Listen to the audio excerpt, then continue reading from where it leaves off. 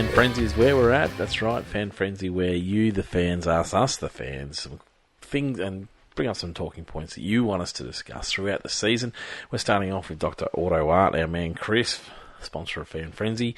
He's given 3 points to Lando Norris. Oh, no, Nando. I was reading it as Lando. No, it's Nando. No, Fernando.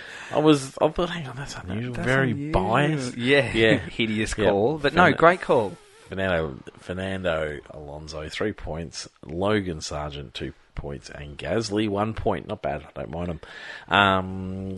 That other day, McLaren tied with Ocon. Hard to choose between them. We tend to agree with you. Question, how many grid penalties for Ferrari this year due to failing engines components? Not looking good so far. Chris, he's on your bandwagon on Ferrari. It's round one.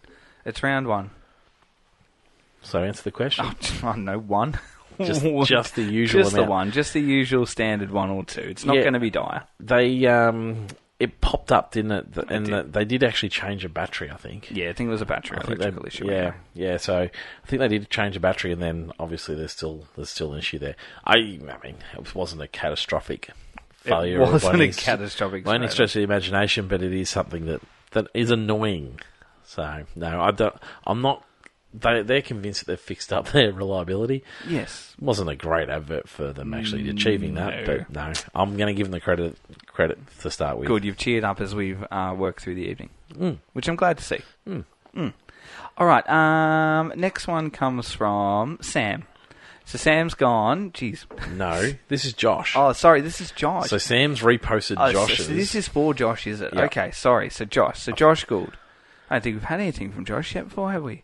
I don't know. I don't think so. Anyway, thanks, Josh. So it looks like, see if you can guess who Josh is a fan of by the time we run through it. 3 points Sonoda, 2 points Sonoda, 1 point Sonoda, Dud, De Vries for not being as good as Sonoda, race 3 out of 10, needs more Sonoda.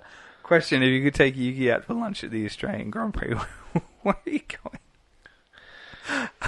I've heard about these people. Oh, I'm already worried about Josh. I've heard about these people. Have you? Yes. There's people out there that think we're too harsh on him. And so I think there's a bit of a running joke. Okay, right, good. People are in agreement, but there is a Sonoda group out there. Okay. Where are you taking Yuki for lunch? Where would I take Yuki for lunch? Well, this is actually a sore topic because my favourite burger bar closed down. Where's your favourite burger bar? Hustler in Bendigo. Hustler, oh. Yep, closed down. Okay. I'm devastated. Okay, I feel for you. So, no, I'd probably take him out to... I don't know, what's Yuki going to enjoy? I want him to have a good time, Yuki. I like Elephant Wheelbarrow in Melbourne. Like, if we're going to the Oz Grand Prix, it has to be somewhere in Melbourne. Just take him to a pub. Actually, I think Yuki would enjoy a pub. I think Yuki would love a pub. A Palmer and a pot. Yep. I reckon he'll have a few pots, actually. Yep, absolutely. It's a good call. All right, that's where I'm taking him. Not bad. Where are you taking him, Josh? I'd love to know where you're taking him. Yeah. It's good. Jordan, 3 points to Alonso. Just an awesome drive to watch. 2 to Lance for driving as well as he did with physical limitations. And 1 to Max. Just so dominant. Yeah, Max probably deserved a point from us, let's be honest. That is Ocon, no explanation necessary. Good, thank you, Jordan. Question, why the soft and hard such good race tyres, but the medium was so useless? It's a good question. Well, the soft, I think, had the performance, but degraded quickly. Yes, absolutely. And the hard didn't degrade so quickly. Naturally doesn't degrade. And because it was such a grippy circuit in general. Yes. I think the medium wasn't a terrible tyre, it just didn't have the advantage of the long lasting. That's exactly right. The extra or the time. High speed and grip. So that's why. And being an abrasive stone circuit, that probably plays into that. How many times did we hear them call it the Welsh stone? Yes, a lot. A lot. Yeah. If you had like an F1 bingo, that might be the one you put in there. Yep. All right, next one is from Sam. 3 points to Alonso. What more do I have to say? No more, Sam. He's driving, did the talking on the weekend. Move on. 2 points, Sargent. For the rookie driver, I had lower expectations for. He did exceptionally well. I totally agree in terms of expectations for Sargent. Very surprising. 1 point for Gasly. Before the race got going, he was going to be the dud of the weekend. Me too. Halfway point, Sam, I agree with you. But did well to come home ninth. Good work changing my mind. Dud of the day, Ocon again. So much promise. So many rookie mistakes with a single race. New dictionary definition for dud for this race. To do an Ocon. Ouch. To doing an Ocon. Wow. Do we start calling it Ocon of the day? Maybe. Race ranking, a strong 8. Great wheel-to-wheel battles in the second sector. Shame the Red Bulls ran away so quickly, and McLaren was a Muppet show. Questions. What do you think of the Bahrain track? Is it an all-time legend, so a Silverstone Sao Paulo? Is it great but still needs to prove itself, Baku? Is it alright, Shanghai? Ooh. Is it a snooze fest, Barcelona? Or it needs removal, Sochi? Any other thoughts, like favourite corners or what needs to do better? I think for me, I would say that it's probably alright. Like, I don't hate it, but I don't love it. What does it bring to the calendar? It brings the opening round and a night race, and I like the night racing. Yeah, I'm not sure why we're there. Okay. If I'm honest with Bahrain. Well, I mean, really, it's money, so... Yep, money, Yeah. but it's not adding to the spectacle of Formula One being in Bahrain. The night race is probably about the only thing. The night's the thing I love. I was a bit sus on some of the comments from one of the, I don't know, I'll just say head honchos, who were part of the saying it was a full sellout, but yet if you saw aerial shots, there were empty seats in the grandstand. Well, they just weren't selling many tickets. Yeah, no, very true. What would I do? What does it need to do to be better? I think it just doesn't need. It either doesn't need to hold testing, or it doesn't need to, proceed testing when you've already tested it. Yeah, there's just. I mean, for me, Formula One needs to have some wow factor. And Bahrain, it's fine. There is some overtaking Fireworks opportunities. show was pretty wow. Okay, but there isn't wow factor about being in Bahrain, and it's like it gets the first race of the season, and that's about as good as it gets at the moment. So are you going along the all right? No, I would remove it. Remove it? Yeah, Gee, I would. it's not as bad as Sochi. No, I couldn't agree more, and it's not as bad as Barcelona either. That's fair. And but it's not actually a snooze fest like I with them. No. I just don't understand why Formula One is in Bahrain. Yeah. There isn't a fan base there. Yep. They don't have the greatest human rights record. Yep. I don't think we should be there. I think there's plenty of other places I'd rather see Formula One venture to. Fair. And that's harsh. That's harsh because it's an okay track. Yeah, maybe on a rotational basis. Maybe. Might be right. Page, race ranking 8 out of 10. Alonso, 3 points. Hamilton 2 and Gasly 1. Hamilton 2's... that's all right. I don't mind Yeah, that. it's not bad. Yep. Done of the day, Sky Sports for bringing back the one-hit wonder, biggest wanker in F1, Nico Rosberg. Whoa! It's right along your sort of... It's a correct thinking answer. It's a across correct the race answer. weekend. I prefer anyone else. I think we actually said that. I think so too. But yeah, his biggest problem is he ain't Jensen Button. Who? Big question. Oh, this is her question. No, no, I'll do her question. Yeah, do her question. I was going to ask you another one. Okay. Where would you go if you go on a road trip with Bonotto and Steiner? This comes from Netflix. From the Netflix. And it does look like a happy little car, where doesn't would it? we go? Those two road tripping in the Fiat around Italy is the best thing to come out of Yep. Drive to Survive. And I would choose a road trip around the Yarra Valley tasting wines. It would be a dream come true. What a great suggestion. It was good. I don't think I'd even change the location, to be quite honest. I think I'd just love to be in the back seat while they're, exactly road tripping where they were in Italy. Yeah, I couldn't think of a different location. I really liked that location. It was really nice. Typical, I'd take him down the Great Ocean Road. Yep, just to that's go fair. and Similar. hit the spots. Jamie Baker. Jamie Baker. Jamie, race ranking 7 out of 10. Only that high for me because of the Alonso battles. Gee, that's harsh as well. I totally recognise I'm more up and about than most people about round one. 3 to Alonso. Nine. Not seen him so confident in a car since I dare say his Ferrari days at least. I couldn't agree more. I think before his Ferrari days. Yeah, 2 to Gasly. Great comeback from the back. And 1 to Stroll. I don't think he should be driving this weekend, but he pulled out a great performance given the circumstances. I like the way Jamie Totally thinks. I agree think too. my race ranking was the same and also my points were the same. This is good. Dud Ocon, mistake after mistake with things that shouldn't happen. Only saving grace was McLaren was poor, so they didn't lose anything to them as a team. Correct. Question has 2, if we don't mind. I don't mind. Of course, Jamie. Question 1, will Alonso bring the best out of Stroll and potentially be a turning point in his career? I think Alonso could be key if developing the right mentality in him, and I saw hints of that on the weekend. No. Yes. No. Yes. He is doing the team thing because he wants a couple more years. He's got a great car.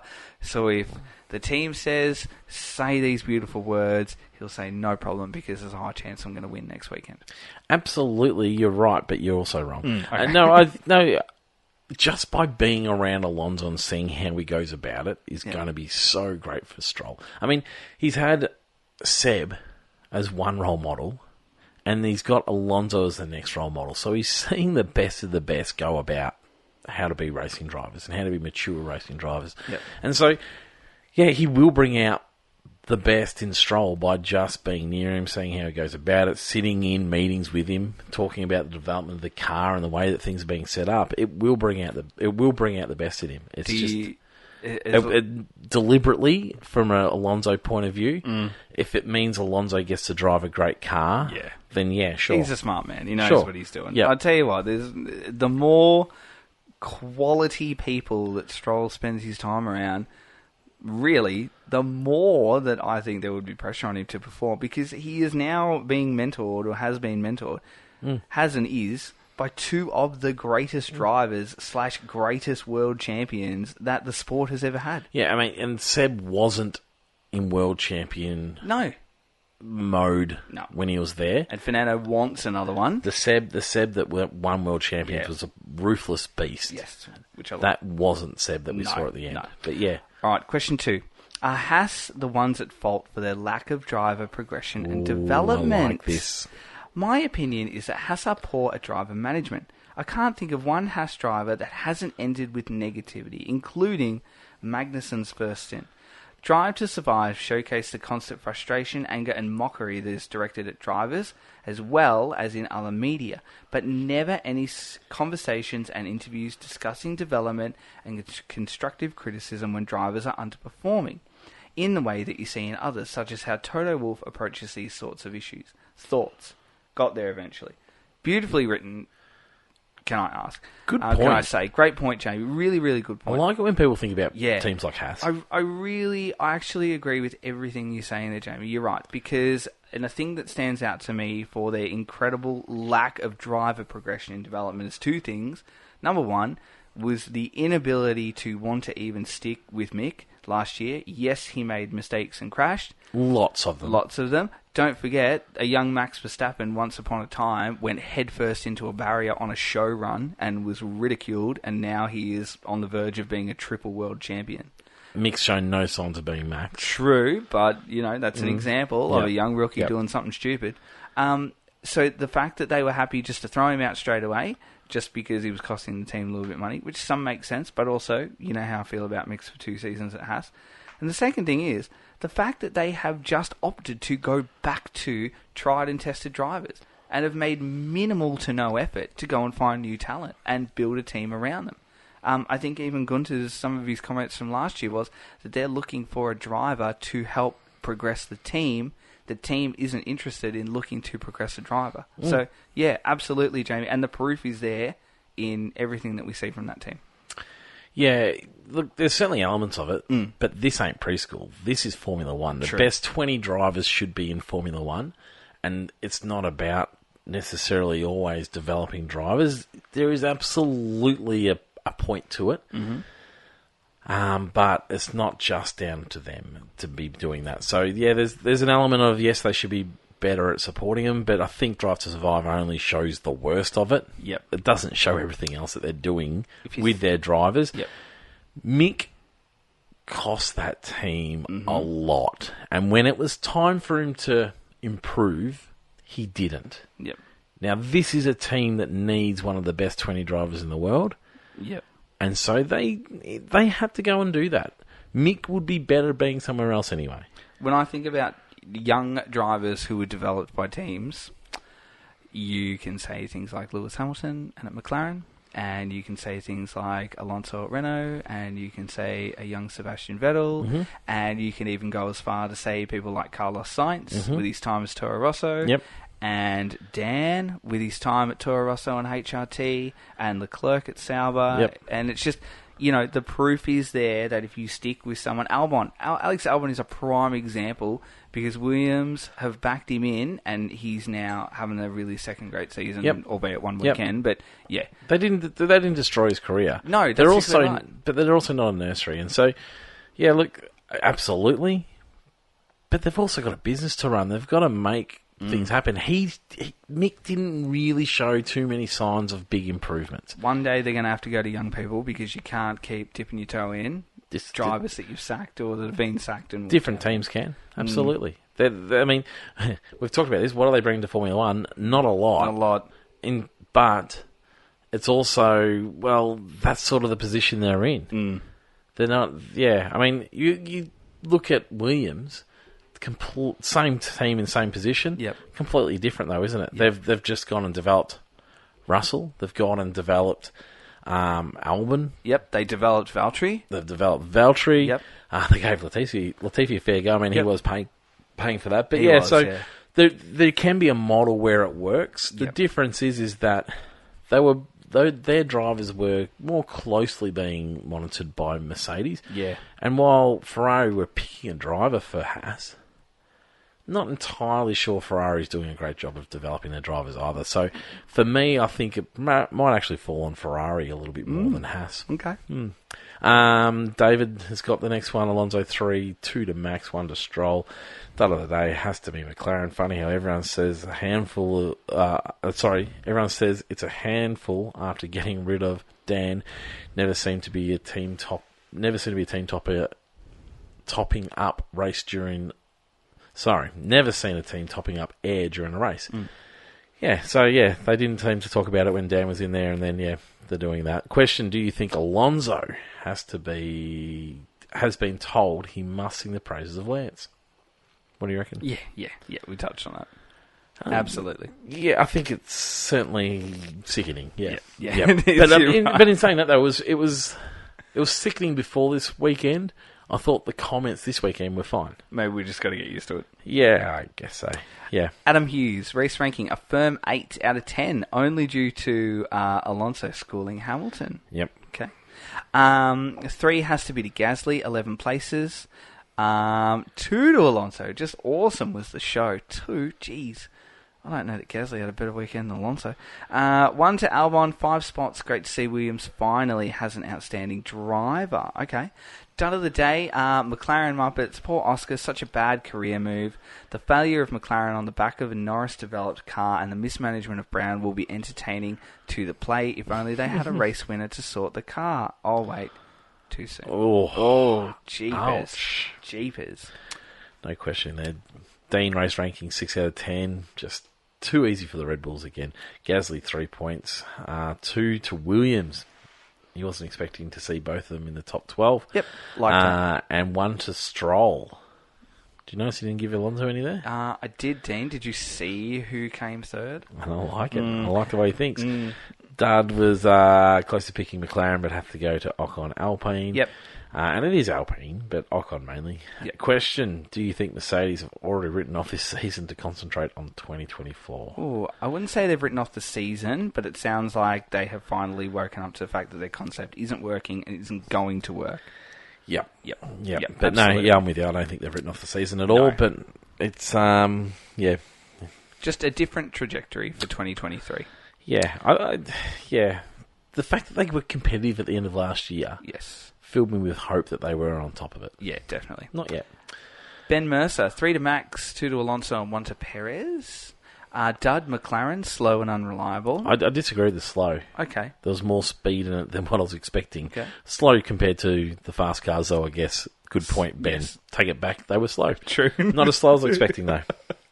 If Mercedes is the 4th best team this season, will Lewis switch teams for 2024? I've been told I'm allowed to talk about this. If so now you can. So if so, where does he move to? Ferrari. All right, go for it. This Ferrari. is his chance. Think about it. This is his chance to go to Ferrari. He's not a It's the Ferrari one... he is not a Ferrari driver. It's the one thing that he hasn't got in his resume. Go and get the 8th at Ferrari. Sainz underperforms throughout the season, and he was going to be my big improver this year, by the way. I've jumped off him quick as an Jesus Christ. Jeez, I've jumped One off week him. in. No, I know. But I was just expecting him to hit the ground running. Yep. He didn't. Yep. But yeah, so if it all goes pear-shaped, and this is sort of what I was getting at with the contract talk in the main episode. Okay. Yep. But if it starts to go pear-shaped, there's never really been a point to him to go to Ferrari, because Ferrari weren't as good a team as what he was in. Yep. Ferrari, while they're not at the front of the grid, do they feel closer to the front at the moment? Yeah, they do. Absolutely. So I just wonder whether that's his chance. That's his revigoration. It would be everything I want to see. Okay. Yep. I would love to see Lewis at Ferrari. Okay. Just for the sake of the entertainment. Sure. I'm not a Ferrari fan, and I'm not a Lewis fan, but I love them both in equal measure, which is an unusual thing to say. Yeah. I think they're both marvellous, but it's not like I'm Team Lewis or I'm Team Max or anything like that. Yep. I just think it'd be great for the sport to see that happen. All right, I don't mind that. What about you? For Anything me, else? no, he doesn't move and he stays at Mercedes. Okay. Yep. All right. Simon. Is this me? Yes, it's I you. couldn't remember who read the last one. Race ranking, Monaco 7. Monaco 7. A Monaco 7. That makes interesting no sense. enough race. But the win was just too easy. Okay. Alonso 3, Bottas 2. Haven't had a Bottas one yet. No. And Stroll 1. Yep. Dud of the day, Ocon Alpine, both pretty idiotic. Correct. If Seb had stayed, do you think he'd be matching Alonso? Or do you think he was just out of love with the sport and the performance wasn't there? Yeah, I don't mind that. I don't think he could. I agree. I think he had just, his time had come and he had, his focus was beyond the sport now. Yeah, and I think once you've got that mindset that you're moving on and doing something else, to that extent, it's hard to switch back. I got a mate who is absolutely devastated with the world because he's a huge Seb fan, and that he's jumped off too early. And I have to be careful how I say it to him, but I have to remind him that I don't think Seb was going to be doing what Alonso's going to be. In saying that, though, he was matching Stroll or beating Stroll pretty comfortably. He was.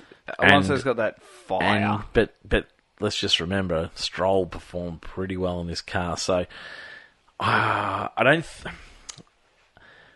It's hard to say. It's really hard to say. I think Alonso's got more of the fire than Seb did. Yeah. But I think Seb would also perform quite well. Oh, he could do it. It'd just be whether he'd be passionate. God, we got robbed of the opportunity to see those two in a team together, didn't we? Oh, absolutely. Would have been unbelievable. Simon, I'd love you to explain in more depth a Monaco 7. What does that mean? Unpack it for me. I think he's saying it was a... I don't know. I don't know. I want to know who knows it. Shane, question. With how many races left, will Max wrap up the championship? Could you say halfway? No, I don't think it's mathematically possible. We're talking about mathematically wrap up the championship. Well, tell you what, Shane. I think he'll wrap up the championship, but not mathematically by mid-season. To the exact point, I really don't know, Shane, but I'm just going to say to the exact point where it is mathematically possible to do it, and he's not physically, which, I mean, it could be the halfway point, who knows. Yeah. Surely not. I don't know, maybe. Who knows? No, that can't be the case. Who knows? I don't know. I don't think that's possible, but possible, yeah. Anyway, to the earliest possible point, Shane. As soon as the moment arrives to wrap it up, he'll grab it and take it. Paul Cook. Paul had a great comment online this week. I can't remember what it was, but I remember thinking, that's a good comment. Yep. 3 points to Alonso, 2 to Gasly, 1 to Sargent. One of the best newcomers. Yep. Is the under the radar driver. I want to know what Americans are thinking of Sargent. Haven't heard, but it's funny. Like, you don't really see the big raps on drivers within their own country until you get there. Well, I was going to say, I think we'd wait till we get to haven't Vegas, heard, but Miami, I'm looking forward to seeing that. Yep. Miami with the first chance. I'm looking forward to seeing that this year. Yep. But yeah, he's sort of flown under the radar, I reckon, for the rest of the world. All right, good. Dud of the day, easy McLaren. Nope, changed my mind. Ocon, correct. Okay. Question. You're given the power to fire one person from any team right now. Who gets the axe? What a nasty question. I like it. It's a good question. Oh, who is it? I'm going to fire Zach Brown from McLaren. Whoa, why?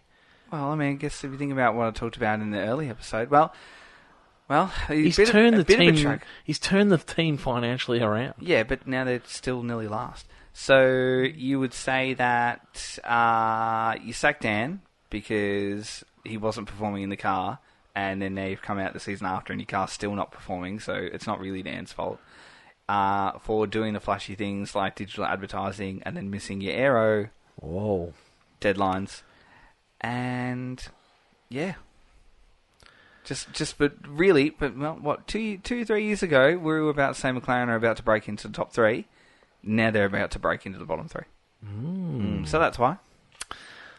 That is harsh for Who a are man. you firing? The team was nearly on the knees at one stage, and he's turned them around. Yep, but now they're Saved back them on their through knees. COVID. Well, they're not, because They they're are. financially viable, which is his role. Oh, look, I'm missing Dan. I haven't mentioned it yet, but I'm missing Dan. So I'd probably sack Carlos Sainz Oh, to get Dan into his seat. okay. But if it wasn't going to be around that, Yep. So you're going the more like I'm sacking to give an opportunity Yeah. rather than sacking because I'm not a fan. yeah. Okay, yeah. I like that. I don't know that there is anyone in Formula One that I'm not like. Christian and Toto annoy me to tears. But we need them. It would be fun to sack Lawrence Stroll to see the reaction, but then like the team would fall over.